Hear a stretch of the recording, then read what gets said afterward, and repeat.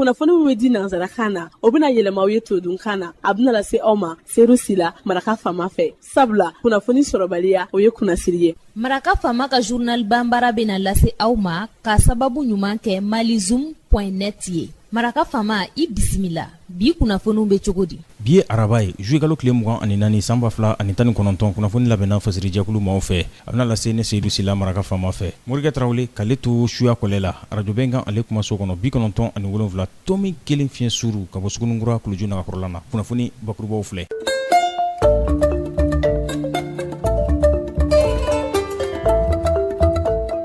baraɲɔgɔnya minisiriso mun ɲɛsin bɛ sariyako ma ani adamadenya hakɛw an ka jamana kɔnɔna na ani jamanadenw ka fara ɲɔgɔn kan kulu fondation Frédéric Numan ale ye ɲɔgɔnna jɛrɛ kɛ kunungo kɛlɛw da la bɛ se ka sa cogo min na ni sigi ka kuma ye.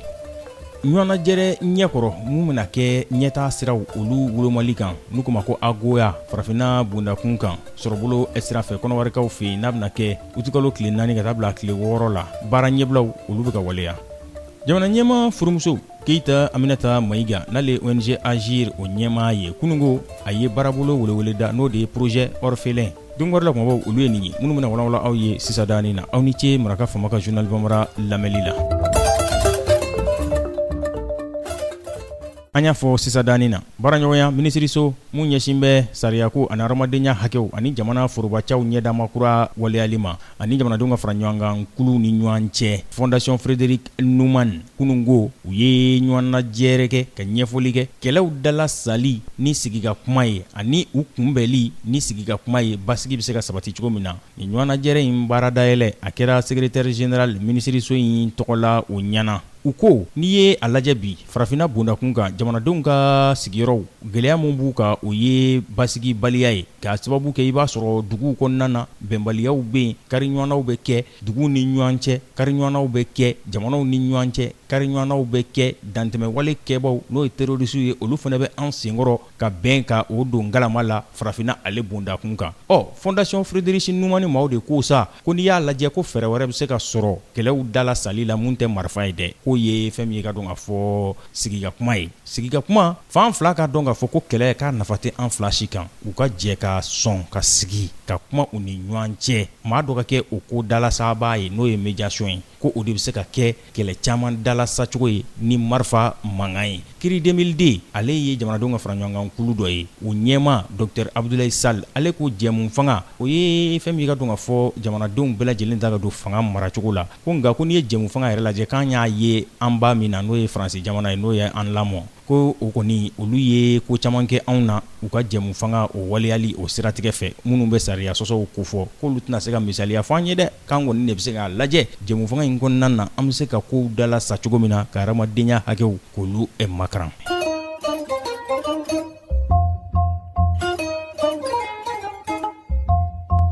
ɲɔgɔnna jɛrɛ ale ɲɛkɔrɔ mun bɛna kɛ utikalo tile 4 ka taa bila tile 6 la ni a bɛna kɛ ɲɛtaa sira wolomali sɔrɔbolo sira fɛ farafinna bondakun kan n'u k'a ma bakuruba fɔla ko agowa u y'a lajɛ sa fɛn min ka dun ka fɔ ka ɲɛfɔli kɛ a lahalayaw la wa ni ɲɛfɔli a kɛra ambassadeur fɛ n'o ye Tibor P Nagi ye ale ye secrétaire général adjoint bureau des affaires africaines l'américain jamana o tɔgɔ la ani Constance Hamilton n'ale ye l'américain o ka lasigiden ye farafinna bondakun ka sɔrɔbolo jidili sira fɛ ni maa fila de ye kumaɲɔgɔnya kɛ kunungo a kɛra l'américain ka lasigiden so min bɛ anw fɛ yan ACI 2000 la kuma min n'u y'o walawala u ni ɲɔgɔn cɛ o de ye agowa ko min filɛ nin ye n'o ye sɔrɔbolo jidili siratigɛw taamali ye farafinna bondakun kan ko fɛɛrɛ de don fɛɛrɛ min b'a to sanni feere bɛ se ka nɔgɔya jamanaw ni ɲɔgɔn cɛ cogo min na waribɔlaw olu bɛ se ka danaya sɔrɔ farafinna jamanaw la ka u ka wariw don cakɛdabaw la ani maamakoɲa siraw la farafinna o bondakun kan l'américain jamana ani farafinna jamana ka baara ɲɔgɔnya o hukumu kɔnɔna na o de kosɔn sa u ko ɲinanta min n'a bɛna kɛ utikalo tile 4 ka taa bila tile 6 la san 2019 kɔnɔwarikaw fɛ Abidjan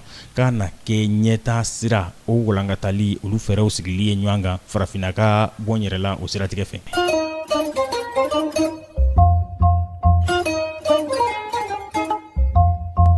jamana ɲɛma furumuso Keita Aminata Maïga n'ale ONG Agir o ɲɛmaa ye kunungo a ye baarabolo welewele da u ko ma ko projet orphelin o tɛ falatɔw ka dɛmɛ sira ye wa a ko nin kɔni ye baaraɲɔgɔnya ye mun n'a kɛra ONG Agir autorité du croissant rouge émirat arabe jamana o tɔgɔ la ani département de la solidarité fɛn min ye k'a dɔn k'a fɔ falatɔ o maa ba tan banyanko k'u bɛna dɛmɛ don ɲɔgɔnya de taga ɲɛsin olu ma nin ko in kɛra famadagayɔrɔ ɲɔgɔnna jɛrɛ so kɔnɔna na a baarabolo walewaleda a kɛra.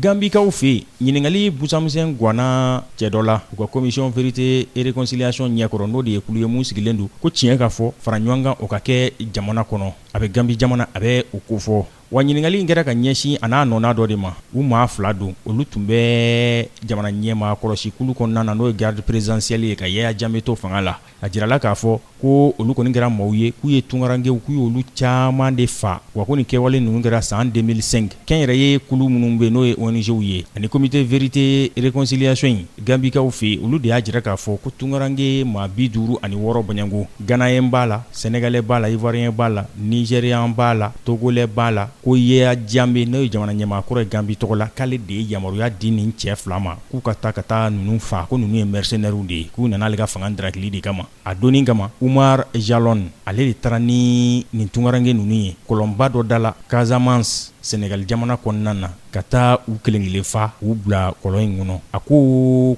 Yaya Jammeh k'o de ye yamaruya di ale ma k'ale ka nin baara jugu in kɛ wa a kelen kun tɛ dɛ k'a sababu kɛ unité min ye nin baara kɛ n'o ye Falekulu in ye Solo Bojan ale fɛnɛ kun b'a la ale kun ye commandant ye ale ye a jira k'a fɔ ko nin fali ɲɔgɔnna caman de kɛra Gambi jamana kɔnɔna na dɛ ko nka ko ale y'a kɛ nka ale cira de dɛ ale cira jamana ɲɛmaakɔrɔ Yaya Jammeh de fɛ ko wa ko hali dɔnnibaru ɲinina mun sara san 2004 Gambi jamana kɔnɔ n'u ko ma ko Deida Idara ko ale fɛnɛ ta in kɛra nin cogoya in de la tantɔ u ka ɲininkaliw kɔni bɛ senna yaasa ko bɛ se ka lajɛya cogo min na tunkaranke ninnu ka faliw kɛra cogo minnu na a dɔw ɲɛfɔli maɲumako yɛrɛ don koyi nin bɛ dansigi bi na selu la min labɛnna fasirijɛkulu maaw fɛ k'a lase a balimakɛ Seydou Sila Maraka fama fɛ Morikɛ Tarawele ale de bɛ suya kɔlɛ la bi dunya in na araba juillet kalo tile 24 san 2019 ni Ala m'an ka jɔnya jɔ an na sini an na ɲɔgɔn sɔrɔ yan kunnafoni kuraw k'olu lase aw ma yani o cɛ n'aw b'a fɛ ka segin Maraka fama ka journal Bambara lamɛn a bɛ se ka taa malizoom.net ale sanfɛ www.malizoom.net Maraka fama ka journal Bambara ka kunnafoni jatara a ka laselibaw a b'a bɛɛ lajɛlen sɔrɔ yen mun tora ne o ye k'aw fo ka waleɲuman dɔn